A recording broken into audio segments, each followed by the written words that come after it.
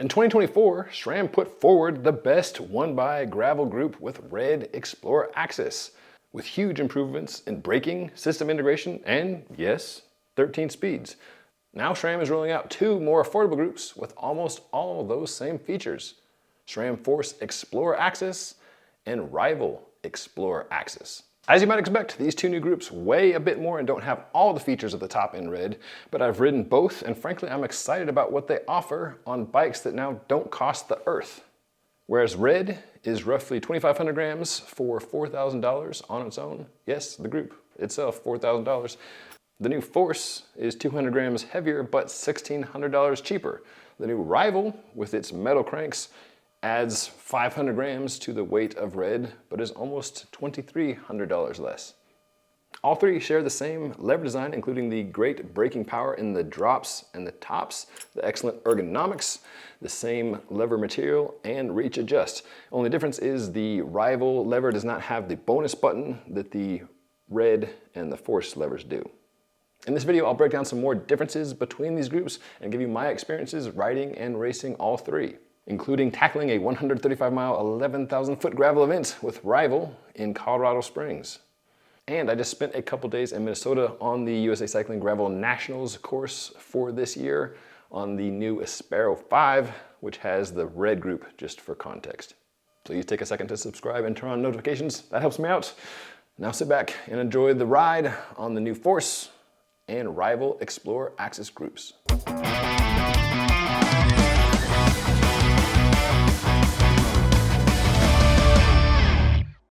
Trickle-down groups are a good thing, right? Whether it's cars or computers or bike groups, having good, better, best helps us understand things and helps many of us afford the things. Often with bikes, in exchange for less money, you get more weight and sometimes less functionality. Also, the performance, especially with cable actuated groups, suffered a bit the further down the food chain you went.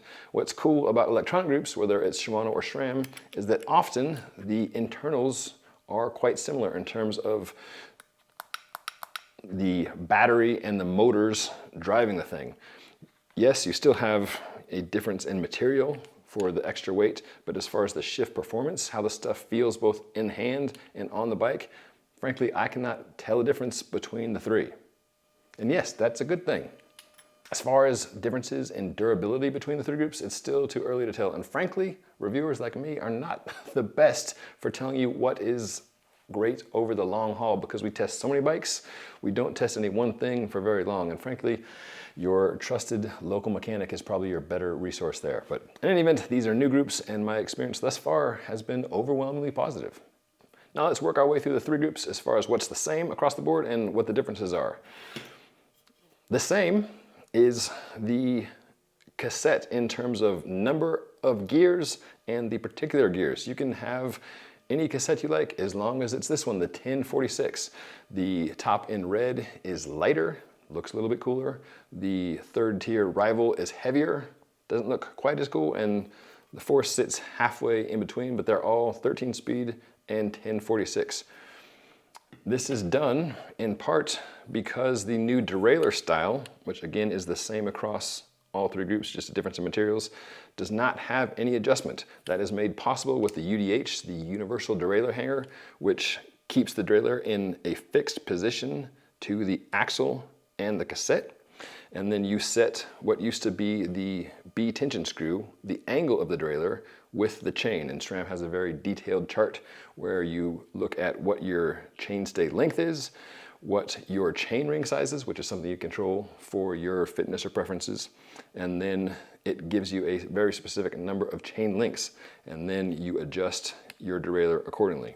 There is no high and low because this derailleur sits in the exact same place on any frame because of how UDH is designed. Another benefit to this design is that it's, according to SRAM, bomb-proof. There's no derailleur hanger to bend. In my experience, I've only been able to bang it out of shape in one instance, which was traveling with a bike in a soft shell case, where I put the bike in, left the derailleur on, as SRAM suggests that you do. It was shifting fine when it went in. When it came out, it was skipping a bit, and I had to pull it to get it to reset. That's been the only instance which I've had a problem. I've had bikes knock over when I'm taking photos of them. People have knocked them over. I've had a couple low speed spills, and I've had zero other problems with the derailleur. So that's an impressive thing and something that's shared across the line. Cranks, chain rings, and power meters. This is a 1x group, so all three are 1x.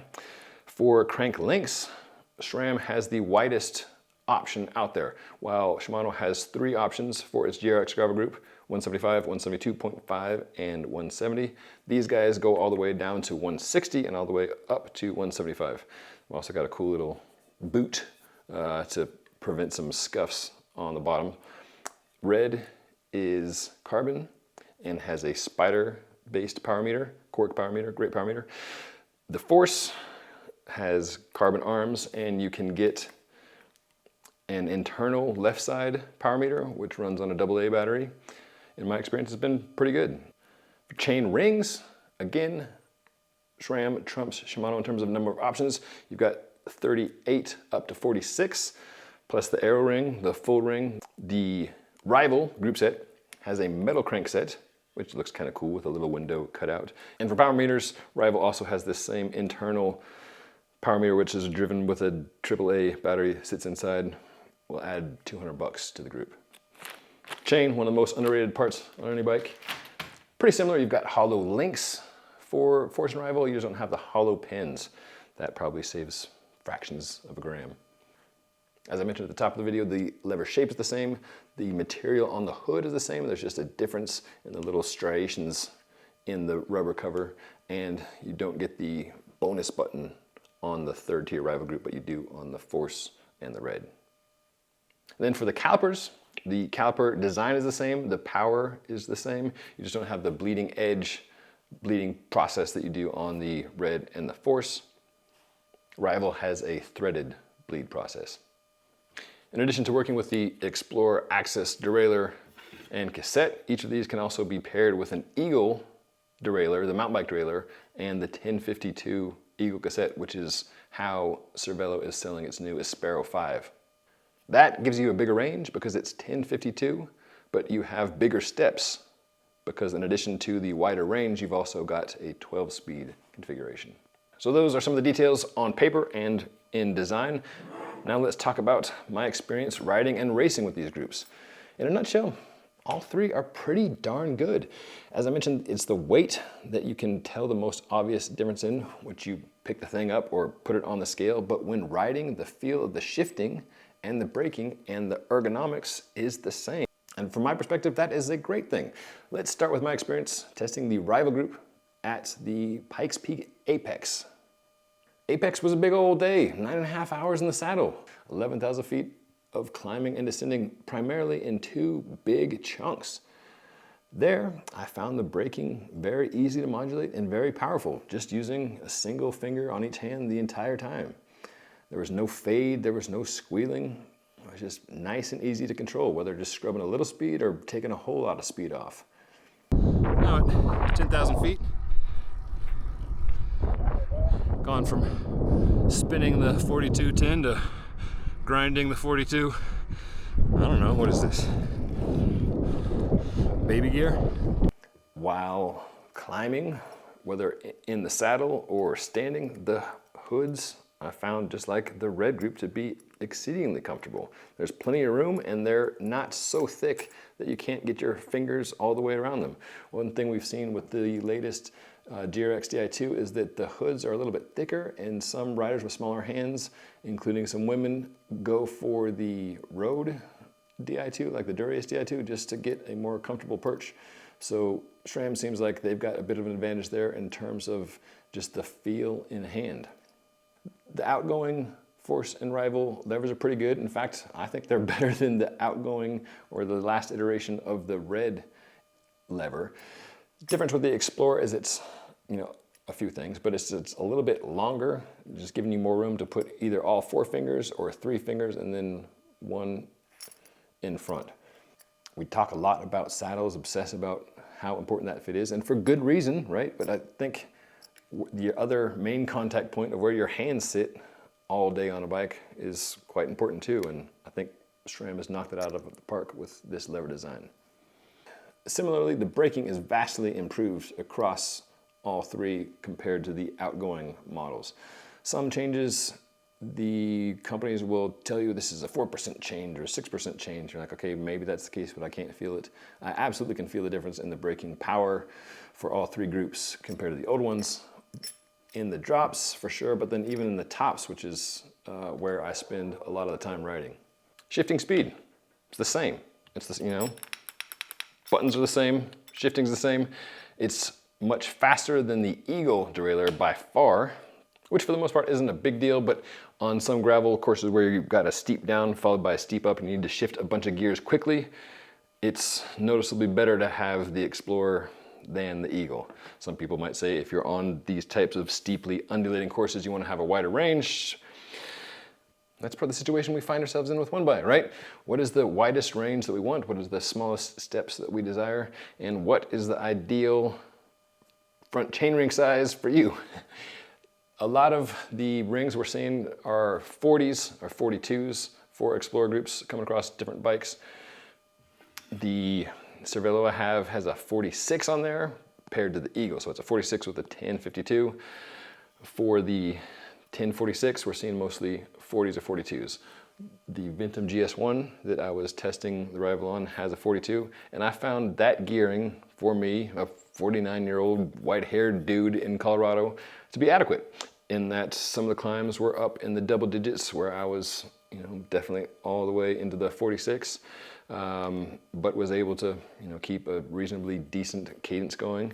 And then when I was down in the 10, 4210, yeah, I could get spun out on a couple of the long paved descents, but for a 9.5 hour day, frankly, I was happy to have a bit of relief from pedaling to just sit there and coast. My gripe with drop bar one by, since SRAM started rolling these out at 2016 at Tour of Flanders, I was there not for gravel stuff, but for a road group, is that it's just hard to have enough rope on both the low end and the high end and small jumps in between. And this XPLR AXS is the best yet in terms of 13 speed, 1046, lots of very small jumps down low in the cassette and then some bigger jumps in the so-called bailout area. So it's, while not perfect, it's, in my experience, the best one by group out there.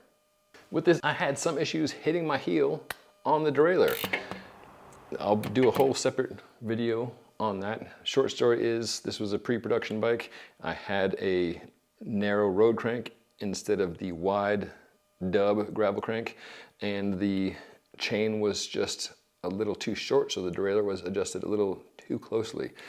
But what it underscored for me is how little room you have in terms of your adjustment. You've got to get the thing dialed, and even a matter of a couple links or a couple millimeters can make a big difference in having a perfectly adjusted system or a system that's just a little bit off.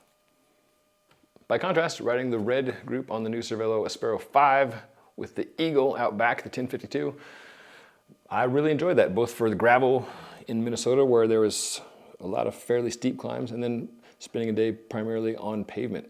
The Cervelo comes spec'd with 42 slicks, full slicks, cotton sidewall, Victoria slicks that feel pretty good on dirt and feel great on pavement. And being able to have enough gear on both ends there felt good. So that 4610, you know, I was able to sprint on paved downhills at, I don't know, 40 miles an hour plus.